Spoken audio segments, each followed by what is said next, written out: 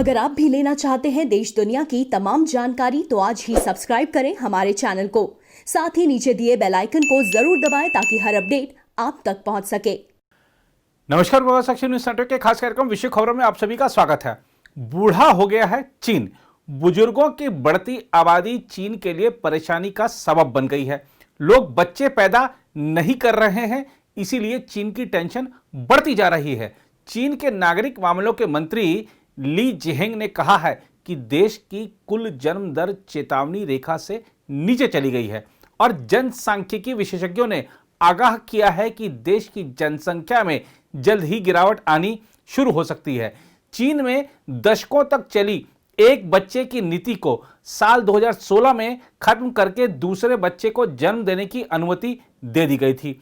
बुजुर्ग लोगों की बढ़ती आबादी के चलते चीन जनसांख्यिकी संकट का सामना कर रहा है। जनसांख्यिकी विशेषज्ञों ने सरकार से सीमित जनसंख्या नियंत्रण नीति पर पुनर्विचार करने की अपील की है। साथ ही उन्होंने सरकार से बिना विवाह के बच्चे पैदा करने के प्रति और अधिक सहनशील रुख अपनाने तथा उनकी पालन पोषण और शिक्षा पर होने वाले खर्च को और अधिक सस्ता बनाने का भी अनुरोध किया है। सरकार द्वारा संचालित ग्लोबल टाइम्स की खबर के अनुसार ली ने एक लेख में कहा है कि विभिन्न कारकों के प्रभाव के चलते चीन के लोग बच्चे पैदा करने में कम रुचि दिखा रहे हैं। कुल जन्म दर चेतावनी रेखा से नीचे चली गई है और जनसंख्या वृद्धि दर महत्वपूर्ण मोड़ पर पहुंच गई है। उधर कोरोना वायरस के प्रसार को रोकने में विफलता को लेकर चीन एक बार फिर सवालों के घेरे में है। चीन की शीर्ष रोग नियंत्रण एजेंसी में गोपनीयता और पक्षपात के कारण बड़े पैमाने पर जांच की कमी रही और गड़बड़ियां सामने आई, जिनसे कोरोना वायरस के प्रसार को रोकने के शुरुआती प्रयास बाधित हुए। समाचार एजेंसी एसोसिएटेड प्रेस की पड़ताल में यह बात सामने आई है।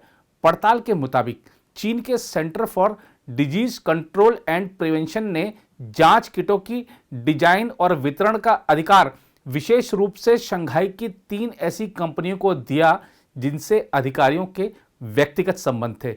इन कंपनियों के बारे में हालांकि तब तक लोगों ने ज्यादा सुना भी नहीं था। यह पड़ताल 40 से ज्यादा चिकित्सकों, सीडीसी कर्मचारियों, स्वास्थ्य विशेषज्ञों और उद्योग के बारे में जानकारी रखने वालों के साथ ही आंतरिक दस्तावेजों, अनुबंधों, संदेशों और ईमेल पर आधारित है।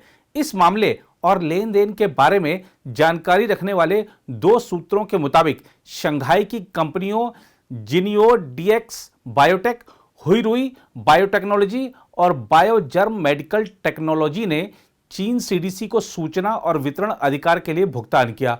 उन्होंने अपना नाम जाहिर नहीं करने की इच्छा व्यक्त की थी। सूत्रों ने कहा कि कीमत प्रत्येक के लिए 10 लाख RMB यानी $1,46,600 थी। यह स्पष्ट नहीं है कि क्या रकम खास व्यक्तियों के पास गई।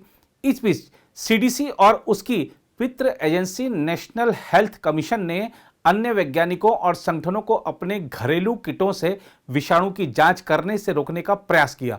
उन्होंने मरीजों के नमूने का नियंत्रण ले लिया और कोरोना वायरस से मामलों की पुष्टि के लिए जांच के पैमानों को और ज्यादा जटिल बना दिया।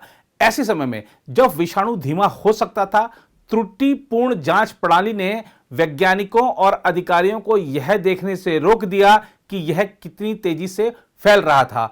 चीनी अधिकारी 5 जनवरी से 17 जनवरी के बीच एक भी नए मामले का पता लगाने में विफल रहे, जबकि वुहान में सैकड़ों लोग संक्रमित थे।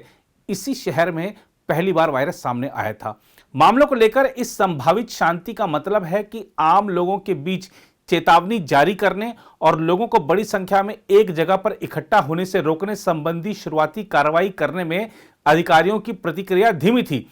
जांच में यह भी आरोप लगाया गया है कि इससे जांच किटों की भी कमी हो गई, जिससे बहुत से संक्रमित स्वास्थ्य देखभाल का लाभ नहीं ले पाए। अन्य गलतियों और देरी से जांच की समस्याओं ने विषाणु को वुहान में बेरोक-टोक अपनी जड़ें जमाने और दुनिया भर में प्रसार का मौका दे दिया। काउंसिल ऑन फॉरेन रिलेशंस में वैश्विक स्वास्थ्य के लिए सीनियर फेलो यानझोंग हुआंग ने कहा, क्योंकि आपके पास जांच किट उपलब्ध कराने वाली सिर्फ 3 कंपनियां थी, इससे जांच की क्षमता बेहद सीमित हो गई। उन्होंने कहा यह एक प्रमुख समस्या थी जिससे मामलों और मौतों की संख्या में तेजी से इजाफा हुआ। हालांकि चीन के विदेश मंत्रालय और चीन की शीर्ष स्वास्थ्य एजेंसी नेशनल हेल्थ कमीशन से जब इस मामले में प्रतिक्रिया मांगी गई तो उन्होंने कोई जवाब नहीं दिया। चीन ने हमेशा की तरह चुप्पी साधे रखी।